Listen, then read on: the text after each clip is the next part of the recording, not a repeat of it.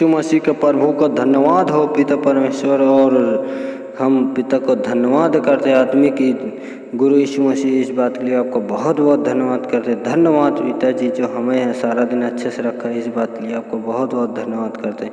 आपके हाथ की कमाई और आपकी धन में आशीष हो, आपकी आशीष आए, आपके ज्ञान हो, आपकी बुद्धि हो, आपकी घटी कमी को पूरा हो, आपके जो भी इच्छा हो वो पूरा होते रहे, करते चले जाएं। और आपकी हमेशा जो पैसा की दिक्कत, घर में दिक्कत, एक दुख में, एक बीमारी में, हर कहे में दिक्कत जो भी है आपको पूरा होता चला जाए, आशीष हो। पिता के धन्यवाद हो, आपको बहुत बहुत धन्यवाद करते हैं। जो हमारी रक्षा करते हैं हम उसके लिए हमको बहुत बहुत धन्यवाद करते हैं, क्योंकि घटी कमी पूरा करने वाले वही है और कोई नहीं है। और जो इच्छा पर चलते हैं उनके अनुसार पर उनको हमेशा उनकी इच्छा पूरी होती है, उनके घटी कमी हमेशा पूरे होते हैं। क्योंकि जो कोई इंसान एक कमाता है वो अनेक होता है, क्योंकि जब एक कमानेगा तो अनेक होगा, क्योंकि वो उसी का बना हुआ ये सारी दृष्टि है, क्योंकि दूसरा कोई नहीं और बनाया है। क्योंकि जब भी याद करो तो उन्हीं को याद करो जो जिसने तुम्हें बनाया है। दूसरों को क्यों याद करते हो? जो जिसने बनाया उसे याद करो, उसका कुछ रीज़न दूसरा होता है।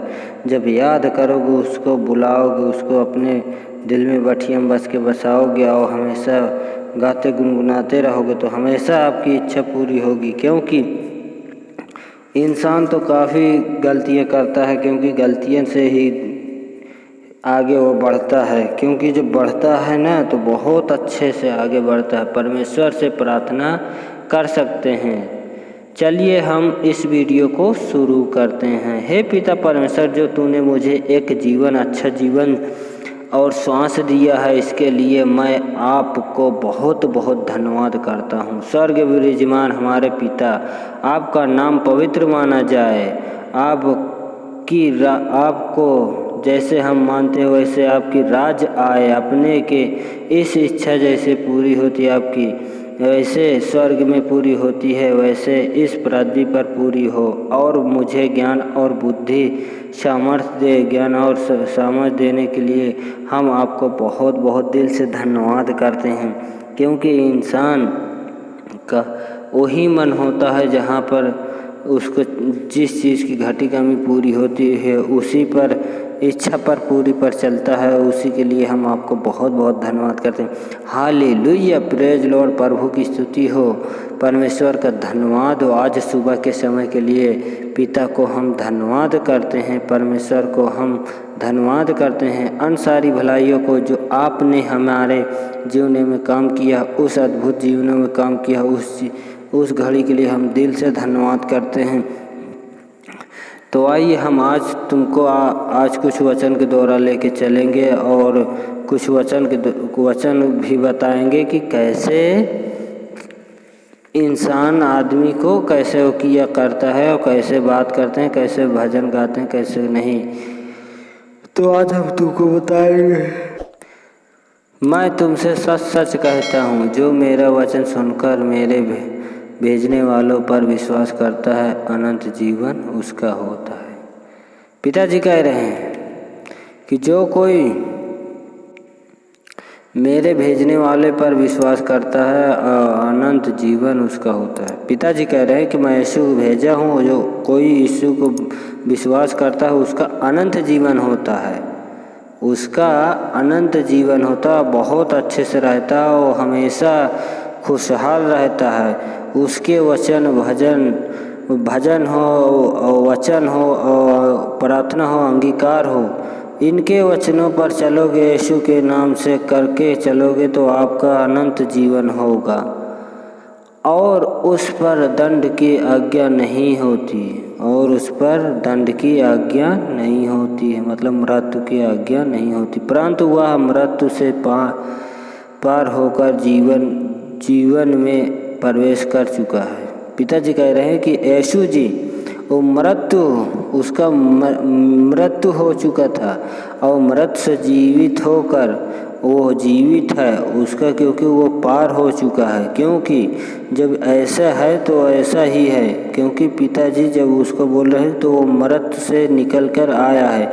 उसका जिंदा जीवित गुरु यीशु मसीह उसी को बोलते हैं, मैं तुमसे सच सच कहता हूँ वह समय आता है, वह समय आता है, सबका एक दिन समय आता है। सही बोल रहे हैं पिताजी, क्योंकि मृत्यु होना ही तो होना ही है, एक दिन किसी को तो होना ही है। और अब है जिसमें मृत्यु, धन्यवाद, जिसमें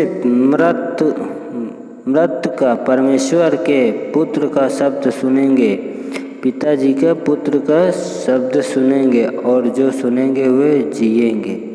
जो कोई उसके नाम से उसका भजन वचन गाकर कहेगा, बोलेगा, सुनेगा, वो हमेशा जिएगा। दूसरे के द्वारा उद्धार, किसी दूसरे के द्वारा उद्धार नहीं, क्योंकि स्वर्ग के नीचे मनुष्य में और कोई दूसरा नहीं है।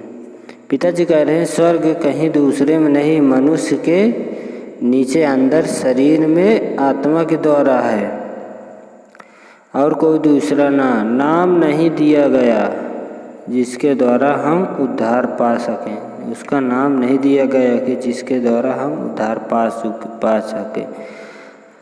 तो लुस्त्रा में एक मनुष्य बैठा था जो पाँवों का निर्बल था। लुस्त्रा में एक मनुष्य बैठा था जो पाँवों का निर्बल था। वह जन्म ही से लंगड़ा था। वह जन्म से ही लंगड़ा था और कभी न चल पाता था, और वो कभी चल नहीं पाता था।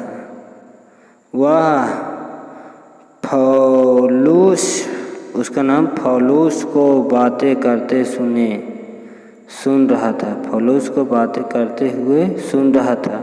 फौलूस ने उसकी ओर टकटकी लगाकर देखा, मतलब अपनी आँखें लगाकर उसकी ओर देखा। फौलूस बातें कुछ कर रहा था तो उसके ओर आँखें लगाकर फौलूस ने देखा। उसे चंगा हो जाने का विश्वास है, उसे चंगा होने का विश्वास है।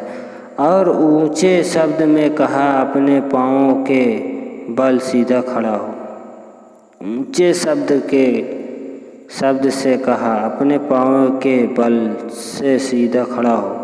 तब वह उछलकर चलने लगा। लोगों ने फौलूस का यह काम देखकर लुकाउनिया की भाषा में ऊंचे शब्द से कहा, देवता मनुष्य के रूप में होकर हमारे पास उतर आए हैं। उनसे सब लोग आदमी से जहाँ जितने लोग वहाँ पर थे वो सब यीशु पर ऐसे बोलने लगे कि इनके शरीर से देवता उतर आए। उन्होंने बरनबास को जूस और फौलूस को हिरमेस कहा, क्योंकि वह बातें करने में प्रमुख था। जूस ने उस मंदिर का पुजारी जो उनके नगर के सामने था, जूस के नगर में एक मंदिर था और उसका पुजारी था। बैल का पुजारी जो उनके नगर के सामने था, बैल और फूलों के हार फाटकों पर लगाकर लोगों के साथ बलिदान करना चाहता था। मतलब काफ़ी ऐसे मंदिर के आगे फूल चढ़ाकर और उसके आगे काफ़ी के बोलेंगे, बकरा काटो, मुर्गा काटो, बकरी काटो, और जीव जंतु काफ़ी काटते हैं। ऐसे उसमें था कि ऐसे करो। परंतु बरनबास और पौलुस पुरोहितों ने जब वह सुना तो अपने कपड़े फाड़े और भीड़ में लपके और पुकार कर कहने लगे, हे लोगों, तुम क्या करते हो? वो बोला जाकर वहाँ पर जब भीड़ देखी तो उनसे बोल रहा कि हे लोगों, तुम क्या करते हो? हम भी तो तुम्हारे समान दुख सुख भोगी मनुष्य हैं। यीशु जी जब वहाँ पहुँचे तो वो भी तो कह रहे हैं कि हम भी तो तुम्हारे समान हैं और दुख सुख में भी भोगी मनुष्य हैं। यह हमारे नहीं और तुम्हें समाचार सुनाते हैं कि तुम इन व्यर्थ वस्तुओं से अलग होकर जीवते परमेश्वर की ओर फिरो। उनसे सबसे कहने लगे कि तुम इन समाचार सुनते हो कि तुम इन वस्तुओं से अलग होकर जीवित परमेश्वर की ओर फिरो।